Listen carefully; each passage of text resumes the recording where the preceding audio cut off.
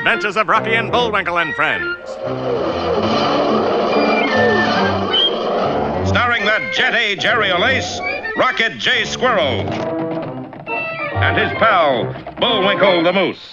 Hi, glad to see you again. Likewise. We got some great things on the show today. Like what? Like what? Well, you ought to know, Bullwinkle. You're in some of them.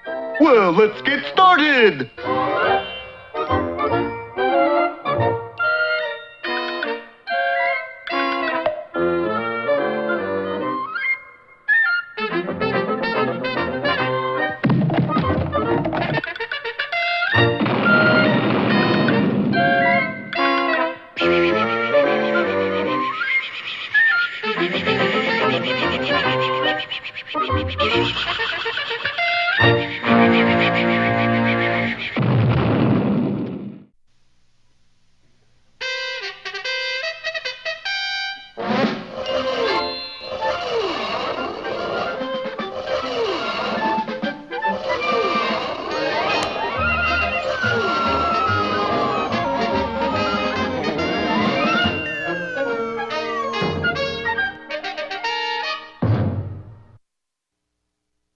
Minnesota, in the lower regions of the high country. In the middle of Lake Saldabain, Boris Badenov and his partner Natasha were enjoying the tranquility of unspoiled nature, the warm sunshine, the fresh air.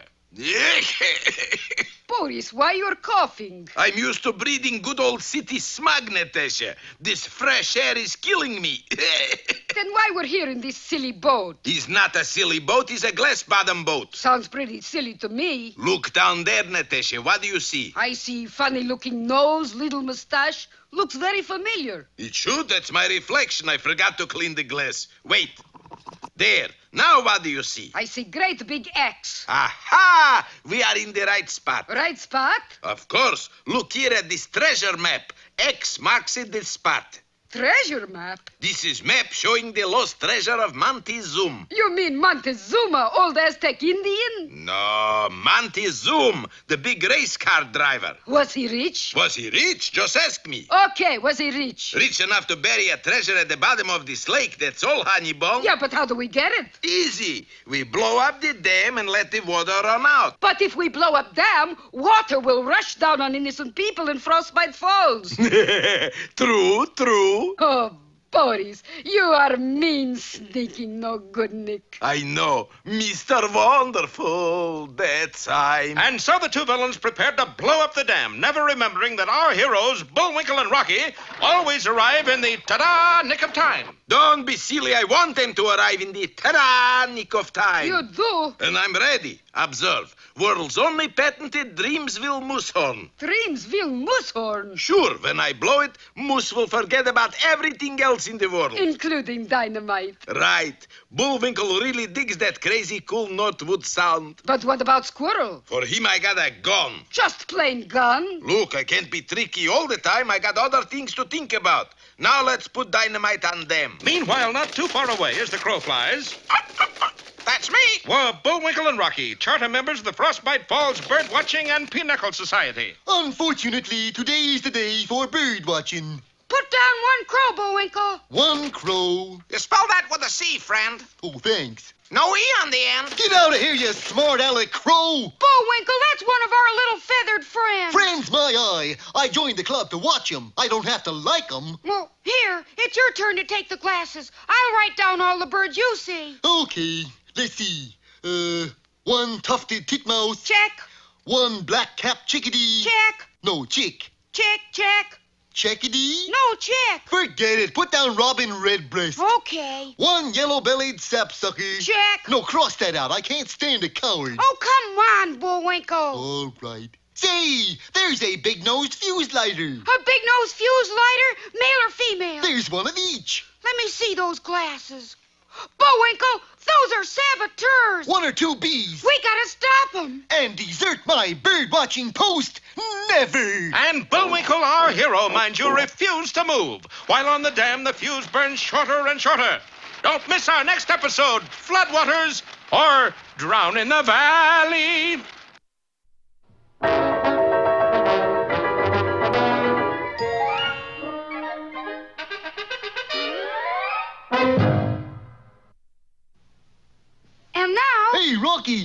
watch me pull a rabbit out of my hat. Again? Nothing up my sleeve. Presto! Ooh, don't know my own strength. Now here's something we hope you'll really like.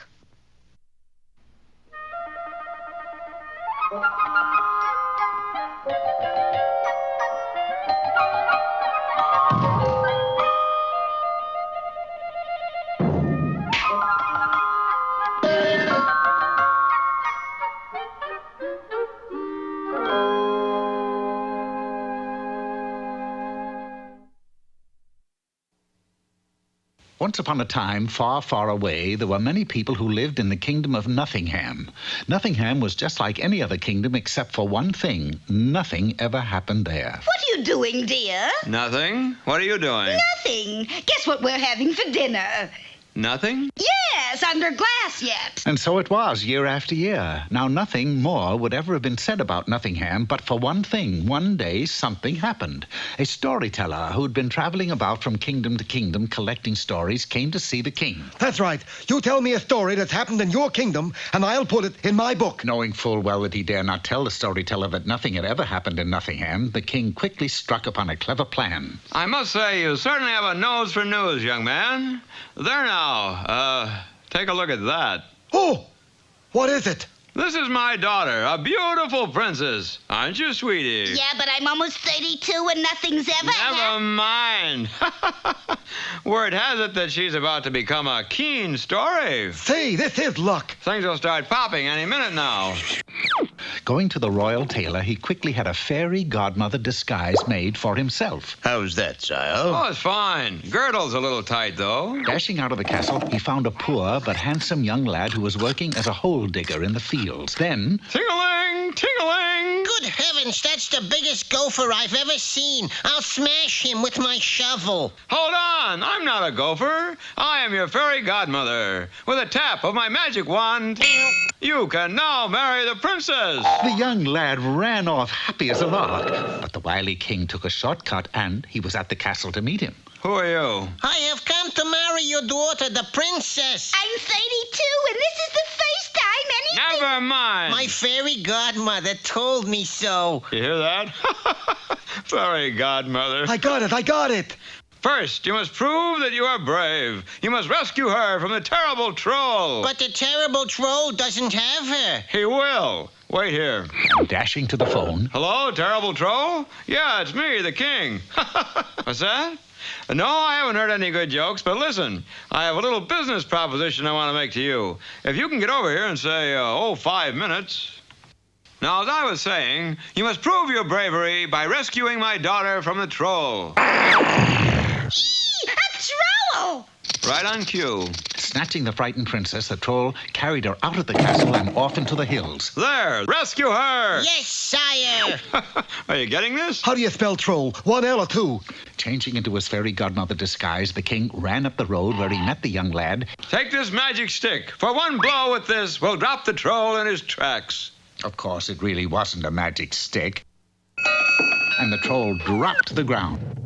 Then, taking the princess, he started back to the castle. 48, 49, 50. $50 for you to take a dive. Anytime, Highness. Say, did you ever hear the joke about the traveling ogre who... No time for that. I gotta go. And he hurried back to the castle. I defeated a troll, and here is your daughter, sire. Defeated troll. Here's daughter. Got that? Yep. Now you must make your fortune so you'll be rich. How am I going to do that? How should I know? Go ask your fairy godmother. The king ran down to the royal treasury where he took a huge chest of gold. Then he buried it under a tall tree, and before long... Fairy godmother! Ting-a-ling! Here I am! And if you will push over this tall tree, you will find a fortune in gold. The boy pushed over the tree. Say, I'm terribly sorry about that. Never mind. Did you find the gold? Yes. Then take it to the castle, for heaven's sakes. The boy started off, but the chest was heavy, and the king arrived well ahead of him. And he found a chest of gold under a tree. He should be here any minute. Sensational. What an ending. He and the princess can live happily ever after. So they waited and waited and waited, but the young man did not arrive. Finally, after 6 weeks... You know that young lad with the chest of gold you're waiting for? Yes, yes? Well, he's not coming. He met a milkmaid from Altadena on the way to the castle and ran off with her. Oh, no. Well, I can't write a story without a happy ending. No movie sale, you know. Too bad, too. You had a good one going there for you. The king flew into such a rage at this turn of events that he hurled his throne out of the window. And a chance to strike a transient witch who was passing through. All right. Who threw the throne? I did. What about it? This about it. And the angry witch cast a spell on the king, changing him into a homely, scrawny little duck. Upon seeing this, the storyteller wrote a fine little fairy tale. The Ugly Duck King. Oh, ho, ho, ho.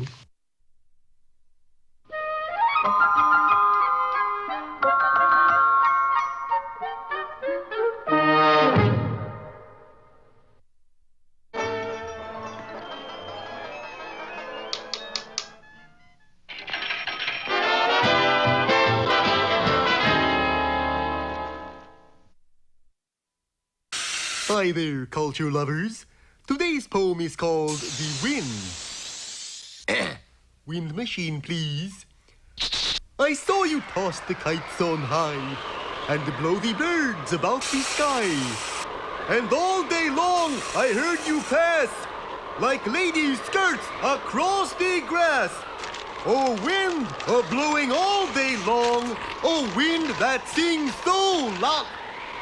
Uh-oh. Oh, you that are so strong and cold! Ding-dong hurricane is what? Oh, blower, are you young? Well, there goes the poem. Turn it off! Turn it off! Boy, what kind of wind machine was that? Your kind, Moose. My kind? Sure. Big blowhard.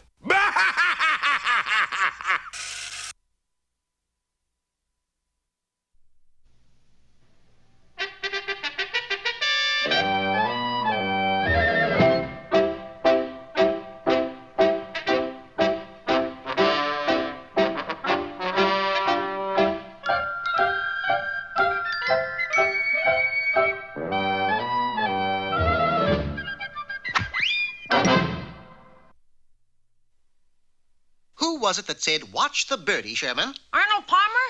Well, he might have said it too, but the one I was thinking of was John James Audubon, the world's most renowned ornithologist. What's an A ornithologist? studier of birds. That's Arnold Palmer. Rather than continue the conversation any further, I set the Wayback Machine for the year 1824. As for our destination, it was rather close at hand, New York City itself. We found Audubon inside an attic he was using as a studio. Look, Mr. Peabody, he's painting a picture. Yes, from the looks of it, he's completing his celebrated book, For the Birds. We moved closer to observe his work, but instead of a picture of a rare bird, the words "I quit" were scrawled across the canvas. How come you're going to quit, Mr. Audubon? My final portrait is supposed to be of a Zebrady's chicken, but you can't paint a Zebrady's chicken without a Zebrady's chicken. You mean you can't get one? I mean, I can't keep one. I've had 4 the past 2 weeks. In fact, I'm expecting one by Chicken Express any moment. The attic door swung open, and there stood a messenger with a 5th Zebrady's chicken. After signing for it, Audubon set the bird on a pedestal and took his brush in hand. Now watch what happens. No sooner had he uttered those words than the lights went out. Ah! When I found the light switch, Mr. Peabody, it's gone. all that remained were a few bent feathers and a subway locker ticket. Now, you see, this is what happened to all the rest. Yeah, but we got a clue, Mr. Audubon. All we have to do is look for somebody who lost some bent feathers. Those obviously came from the chicken, Sherman. What about the locker ticket? That must have belonged to the chicken, too. Hardly, Sherman. Whoever dropped this ticket is our chicken napper. And by going to the subway and waiting by this particular locker, we should nab the culprit. You leave it to me. I'll solve this mystery. And so, with Sherman in the lead, we dashed to the subway and took up an observation post where we could keep an eye on the locker in question. There, unless I miss my guess, and it would be the first time, comes our mystery man. Sure enough, out of the shadows came a sinister figure who went directly to the locker, opened it, and took out a brown package about the size of one Zebrady's chicken. That's him. Let's jump him. Sherman, this is all a waste of time and effort. You see, but before I could finish, Sherman made a beeline for his quarry, who made an L turn into the A train. Don't let him get away. way. The three of us jumped aboard just as it pulled out of the station. Look at him, Mr. Peabody. He's acting mighty peculiar. Yes, I think you could call hanging from the straps by your feet peculiar. What next, Sherlock? We better not make him suspicious. And so, under Sherman's instructions, we too adopted this somewhat unorthodox method of riding the subway. But not for long. We passed through a tunnel and reached the end of the line, and the end of the chase, so it appeared, for our suspect was no longer with us. It's no use. We've lost him. Now I shall never finish my book. Our course of action is obvious, Mr. Peabody. To you, perhaps, but not to me. This entire affair can be straightened out back at Audubon's attic. But my suggestion went unheeded, for suddenly Sherman's private eye caught sight of our sinister figure darting into a very unhandsome cab. We were off again, and this time didn't stop till we reached the waterfront. A dense fog had got lost on its way to San Francisco and enshrouded the entire area. Never fear, Mr. Audubon. We'll get him yet. Time and my patience were running out. Sherman, you are after the wrong man. The only way to find out is to catch him and see. But how can we do that in this fog? Elementary, my dear Sherman. What is this fog as thick as? Pea soup. And that's where we found him, in a shabby restaurant behind a bowl of pea soup. Now we got you, you old Zebradee's chicken napper, you. Sherman, cease and desist. But, Mr. Peabody. I have been telling you all along you've got the wrong man. You mean the Zebradee's chicken isn't in that package? Far from it. I pointed to a sign on the wall advertising the sale of tough steaks. What's that got to do with what's inside the package? Everything. And upon opening the package, Sherman found it contained an extra supply of very sharp false teeth. Friend of mine loans these to me when I have dinner here. Wasting no more time, we apologized to the man and headed to Audubon's attic. Along the way, we picked up another Zebradee's chicken, and Audubon was able to complete his book on schedule. Then who took the chickens, Mr. Peabody? Alistair, the cook.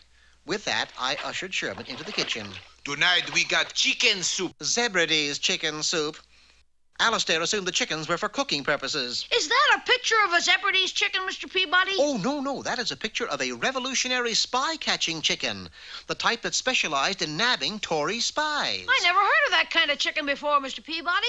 You never heard of chicken catch a Tory?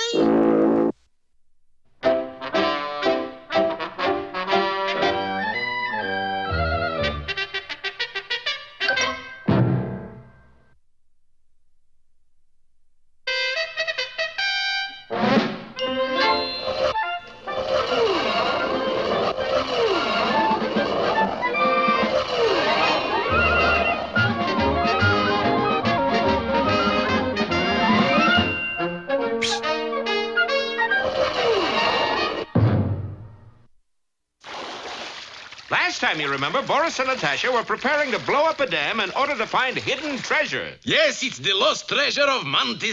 Not now it isn't, darling. What you mean, Natasha? He said like a good straight man. Now it's the found treasure of Montezuma. Oh, boy. And although our hero, Bullwinkle, spotted the villains while birdwatching, he refused to go after them. Never! But this is more important than bird watching, Bullwinkle. If they blow up the dam, think of what'll happen to all those poor people in Frostbite Falls. Those poor people will get mighty soggy. Well, let's go. Not so fast, Rock. We're the heroes, remember? So the heroes always arrive in the ta-da nick of time. I don't want to show up early and spoil the suspense. And I don't want to show up late and get blown up. You got a point there. Heck with the suspense. Let's go! But what Bullwinkle and Rocky didn't know was that Boris Badenov was waiting for them with not one but two weapons, a Dreamsville moose horn and a squirrel gun. I blow moose horn and moose forgets all about dynamite until kaboom! And what about squirrel? He also get kaboom? No, for him is pum pum with squirrel gun. And so as Bullwinkle and Rocky dashed onto the dam and reached for the fuse, Boris raised the fatal Dreamsville moose horn to his lips and the one and the two and... Boris. Natasha, I think I've lost my lip. I think you got a duck horn instead of a moose horn. Could be you're right. Kinda crazy sound, though. Real cool, Daddy-o, but it doesn't stop moose and squirrel. Don't worry, I still got squirrel gun. So use it. Okay, ready, aim, fire. What's that? Boris, we forgot. There's no violence allowed on television anymore. Well, Bullwinkle, we did it. We arrived in the ta-da nick of time. We always arrive in the ta-da nick of time. The ta-da nick of time. You said that. I know, I just love to go ta-da. Well, all is lost, Natasha. Might as well throw away the treasure map. Why not just pull the plug at the bottom of lake? Pull the plug? Yes, look. Raskolnikov! Sure enough, the treasure map indicated a large plug at the bottom of Saldabane Lake. See, the chain leads to this float in the middle of the lake. So a little later, Boris was at the float and tugging at the chain that would empty the lake and reveal the lost treasure of Montezuma. A little later, he was still tugging. Much later, he was still tugging. Gee, I wonder what happened to the saboteurs who were trying to blow up the dam. Well, they wouldn't hang around. Help! SOS! Help! What's that? Sounds like somebody in trouble on the lake. Come on! And within a few minutes, Bullwinkle had scratched his way to the side of Boris's boat. What's all the trouble? Allow me to introduce myself. I'm Spencer Traceback, the famous actor. Yeah, I saw you in that picture about the old man fighting with a great big fish. Keen picture. Thanks, kid. But I got a fish here that's even bigger and I need help to drag it in. Well, I'm your man. Moose. Yeah, Moose. And Bullwinkle began pulling on the chain, which would pull the plug, which would empty the lake, which would uncover the treasure, which would... Mister, you got a bad case of which wood's there. I know. Anyway, be with us next time for A Leak in the Lake or The Drain Maker.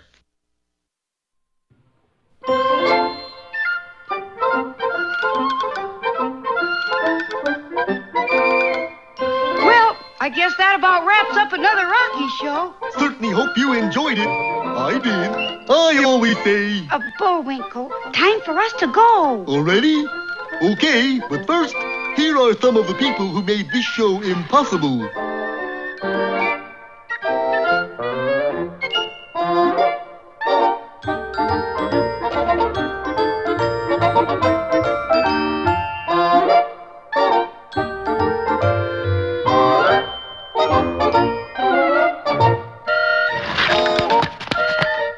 That's not all. The fingers get tired.